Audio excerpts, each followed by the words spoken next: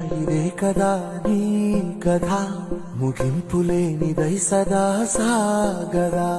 ఇదే కదా నీ కథ ముగింపులేనిదై సదా సాగదా.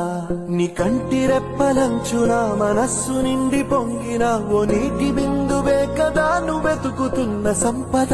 ఒక్కొక్క జ్ఞాపకానికి 100 ఏళ్ల ఆయువుందిగా, ఇంకెన్ని ముందు వేచనో అవన్నీ వెతుకుతూ పదా. మనుష్యులందు నీ కథ మహర్షిలాగా సాగదా. మనుష్యులందు నీ కథ మహర్షిలాగా సాగదా.